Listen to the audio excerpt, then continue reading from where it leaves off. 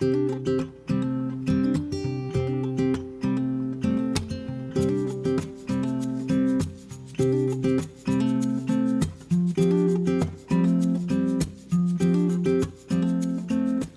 face it, the human mind is pretty incredible. Your brain has the capacity to evaluate, imagine, anticipate, learn, predict, create, plan, introspect, organize, prioritize, and problem solve, among other things. Your brain is especially good at watching out for potential threats and trying to keep you safe. One of the most important ways it does this is by producing thoughts that then elicit emotions and behaviors that preserve your safety and promote your success. That cliff edge looks dangerous. I better not get too close. I don't want to fail my exam. I better study for it. The way your mind works, it can be like if you had someone following you around 24/7, making random observations, commenting on what you're doing, giving opinions about what's going on, voicing concerns. This can get pretty annoying, right? What's worse, though, is when the mind goes overboard in trying to look out for us, especially when this commentary starts to get really harsh and critical, as it often does.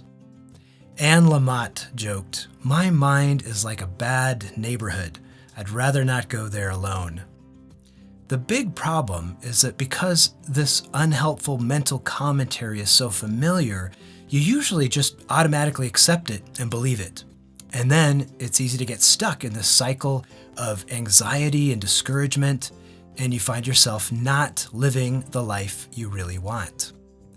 This is where we really need to understand a game-changing truth. Thoughts are not facts.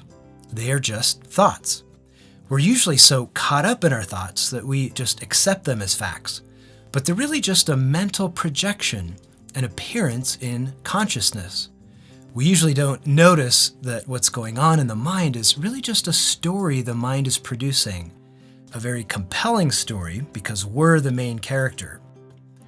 It's like when you're sitting in a movie theater and get completely immersed in the movie. Have you ever cried watching a movie that you knew was fictional? Yeah, me too. Absorbed in the story, it's easy to forget that you're just sitting in a theater, looking up at a series of two-dimensional images on a screen. We're suckers for a good story. In the same way, we often get completely absorbed in the mental movie of our life, a drama that the mind has created that's often only loosely based on a true story. And for many of us, the movie is like a bad drama, really predictable, right? Or worse, for some people, a horror movie. But has there ever been a time when you were watching a scary movie and you were able to kind of remind yourself, okay, this isn't actually real. I'm okay. This is just a movie. When it comes to your own difficult and challenging thoughts, what if you could get better at taking a step back and realizing when you've been lost in a movie that your mind was creating? What if you could notice the narrative playing in your head, but not take the story so seriously? What kind of freedom could be yours by being aware of a thought appearing in consciousness, but knowing you don't have to follow it or believe it? Mindfulness practices help us learn to notice thoughts as they arise and to approach them with interest and openness. During meditation specifically, the objective isn't to get rid of thoughts, but to notice them, observe them with curiosity, and to see them for what they are, just appearances in consciousness. We learn to create some space, some separation between ourselves and our thoughts, and with that perspective, we're in a better position to decide whether or not that thought will serve us. And that's where these practices can become so liberating. Once you notice the thought, you can ask yourself, does this thought take me in the direction I want to go? Does it help me live the life that I want to live?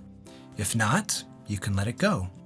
With consistent practice, we learn to tame the wild mind. Here's a personal example. I was on a solo photography trip at Death Valley National Park. The weather hadn't been cooperating. I hadn't gotten any good photos. I was feeling a little discouraged. And I was driving out to a remote area called the racetrack. This is a really cool area that I hadn't been to before that's really popular with photographers because they have these rocks that appear to move by themselves and they leave these tracks in the solid surface of this dry lake bed. But the trail going out there was notorious for shredding people's tires. And I was feeling tired and anxious and discouraged, and I started noticing some thoughts like, maybe I'm wasting my time. Maybe I'm just not a very good photographer. I should turn around and go home.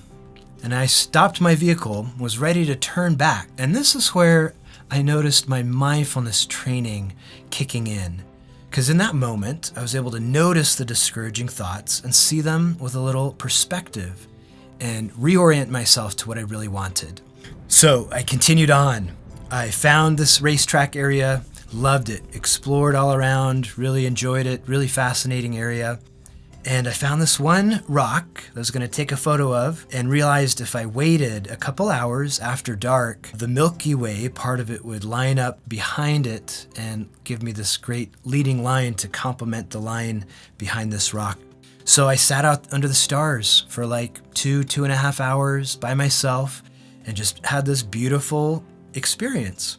And this is the image that I came away with, and I was excited about it. But more than anything now, it's just a reminder of this experience that I would have missed out on if I hadn't been aware of some of those discouraging thoughts and been able to kind of come back to myself and push forward with something that I knew I'd really enjoy. Noticing what your mind is doing, observing your mental experience instead of being completely absorbed in it and ruled by it, is one of the most valuable skills that come from consistent mindfulness practice. Sharon Salzberg explains, mindfulness helps us get better at seeing the difference between what is happening and the stories we tell ourselves about what is happening. Okay, let's practice this.